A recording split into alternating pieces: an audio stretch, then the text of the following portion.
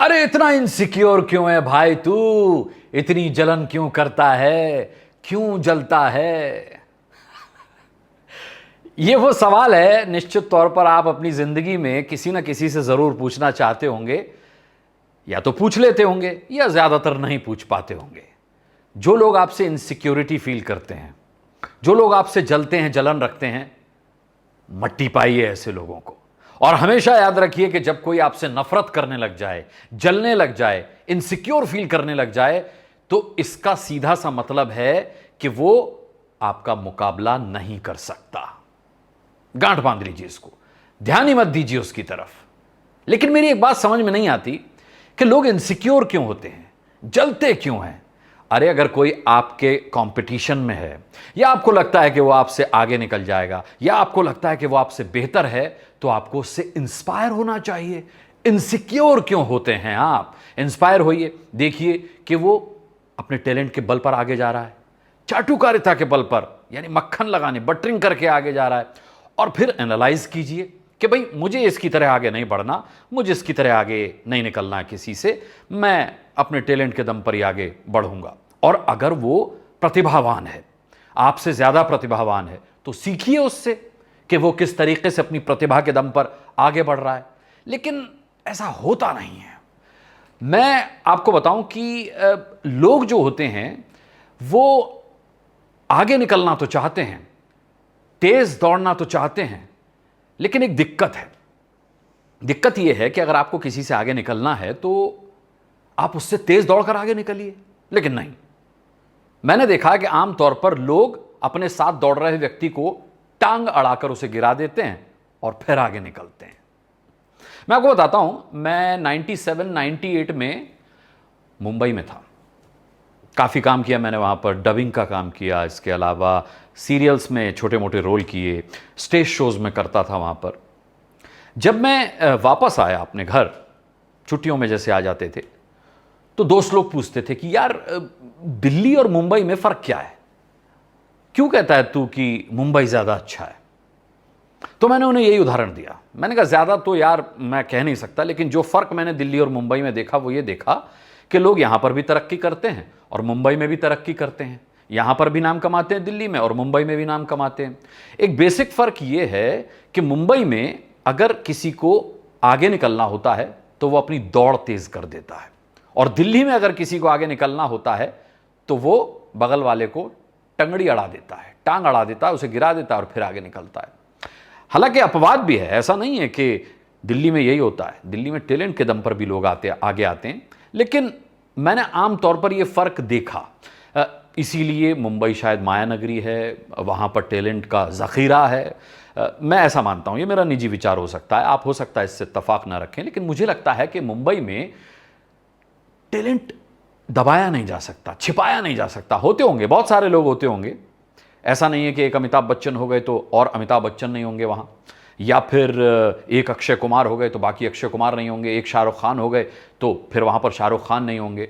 हो सकता है कि वो जो टैलेंटेड लोग हैं उन्हें सही रास्ता ना मिल पा रहा हो, वो अपने राह से भटक गए हों, उन्हें सही व्यक्ति मिल जाएगा तो निश्चित तौर पर वो उतना नाम कमाएंगे। क्योंकि बाकी लोग जो टैलेंट आगे आता है वो इसी वजह से आगे आता है कि उन्हें सही रास्ता मिल जाता है।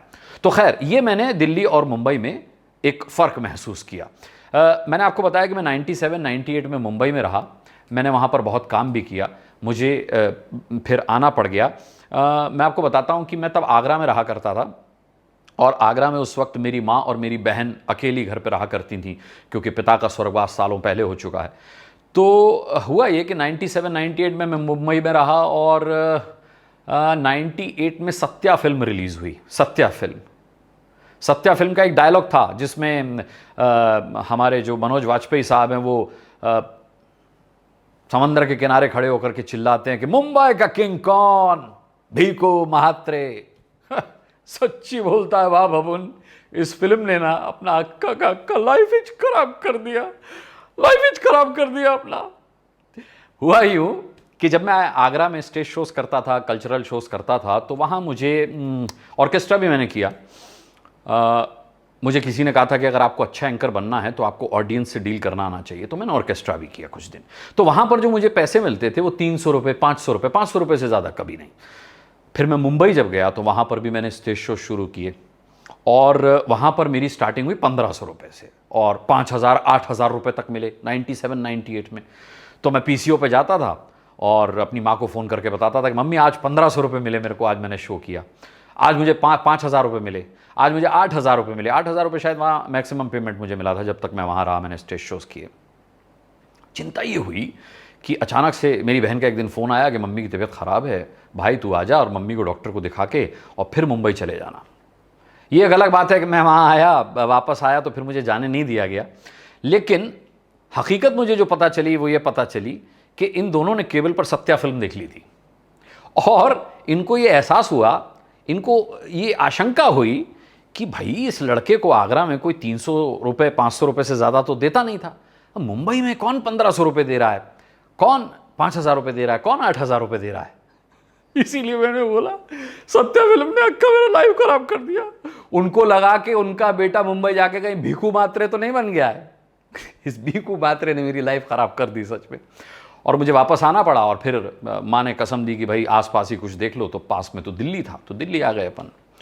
और दिल्ली आकर के किस तरीके का स्ट्रगल रहा, किस तरीके से आगे बढ़ी लाइफ, वो फिर किसी दिन आपको बताऊंगा। लेकिन सबसे बड़ी बात यह है कि जब मैं मुंबई में था तो मुंबई में मैं वहाँ पर स्ट्रगल करता था, लोगों को फ़ोन करता था, काम मांगता था। मुझे सबसे पहले जो काम दिया वो संतोष केजरीवाल नाम के एक ऑर्गेनाइज़र थे, उन्होंने दिया। मुझे पता नहीं, बाद में संपर्क खत्म हो गए, उस वक्त मोबाइल फ़ोन चला नहीं करते थे, तो एक दूसरे का नंबर भी हमारे पास नहीं है, लैंडलाइन नंबर्स चेंज हो चुके हैं। अगर संतोष केजरीवाल जी हैं तो long live Santosh Kejriwal ji, I love you. लेकिन संतोष केजरीवाल जी ने मुझे बहुत स्ट्रगल के बाद एक दिन कहा कि भाई मेरे गेस्ट हाउस में फ़ोन किया और कहा अनुराग एक ठाणे में एक शो है, एक स्टेज शो है, कल्चरल शो, उसकी एंकरिंग करोगे? मैंने कहा सब करेंगे। तो हम ठाणे पहुँचे और ठाणे में संतोष केजरीवाल जी हमसे पहली बार मिले, हम उनसे पहली बार मिले। उसके बाद हमने शो की एंकरिंग की, और एंकरिंग करने के बीच में, मतलब जब शो का इंटरवल हुआ एक तरीके से, तो वो आए और मेरे एक एनवलप मेरी जेब में डाल के बोले कि ये पेमेंट है, और मैं जो अपने रेगुलर एंकर को देता हूँ वही पैसे दे रहा हूँ, नया समझ के नहीं दे रहा, क्योंकि तुमने बहुत अच्छी एंकरिंग की है। शो खत्म होने के बाद मैंने संतोष केजरीवाल जी से पूछा, मैंने कहा संतोष जी एक बात बताइए, मैं आपसे कभी मिला नहीं, आपने मेरा कोई परफॉर्मेंस देखा नहीं, स्टेज शो मैं कैसा करता हूँ आपको पता नहीं, तो आपने मुझे मौका कैसे दे दिया? क्योंकि मेरे आगरा में तो ऐसा होता नहीं था, लोग पहले देखते थे और फिर बड़ी मुश्किल से मौका मिलता था। बड़ी अच्छी बात संतोष जी ने कही। संतोष जी ने कहा कि यार आप आर्टिस्ट तो हो ही, और आपने अच्छा शो एंकर किया, तो ये चीज़ जो थी आपकी आवाज़ में मैंने महसूस की जब आप मुझे फ़ोन किया करते थे, और आपकी बात पर मैंने भरोसा किया। भरोसा, ये भरोसा जो है ना, ये ज़िंदगी के बाद दूसरी अहम चीज़ है, भरोसा। और उन्होंने एक बात और कही, बोले हाँ हो सकता है कि आपकी आवाज़ या आप पर भरोसा करके मैंने गलती की होती, और ये बात मुझे आपने जैसे ही माइक पकड़ करके कुछ पहले अल्फाज बोले तभी मैं समझ गया होता, तो भाई मैं भी एंकर हूँ, मैं तुरंत आपको हटा देता और फिर शो की एंकरिंग मैं करता। संतोष केजरीवाल जी एंकर थे, लेकिन बावजूद उसके उन्होंने मुझे मौका दिया, इनसिक्योर नहीं हुए वो मुझसे। ये फ़र्क है, और यही जीवन को जीने का सूत्र भी होना चाहिए। इनसिक्योरिटी में कुछ नहीं रखा है, आप जलते रहते हैं, जलते रहते हैं, जलते रहते हैं, और फिर एक दिन खाक हो जाते हैं। और जिसे आप जलाते हैं उसके साथ उल्टा होता है, जैसे सोना जलता है ना, खरा हो जाता है, वो वैसे ही खरा हो जाता है। तो इनसिक्योरिटी को अपने दिल से निकाल दीजिए, किसी से जलना छोड़ दीजिए, लोगों पर भरोसा कीजिए। भरोसे की जीत होती है, और जीत जो है वो सबसे ज्यादा पॉजिटिव चीज है, सबसे ज्यादा सकारात्मक चीज है। मुंबई के कुछ और किस्से आपको बेशक सुनाऊंगा, जुड़े रहिए मेरे साथ, कमेंट कीजिए, मेरा चैनल सब्सक्राइब कीजिए, बेल आइकन प्रेस कीजिए, और इसी तरह अपनी मोहब्बत बरकरार रखिए। बहुत बहुत धन्यवाद आप सभी का।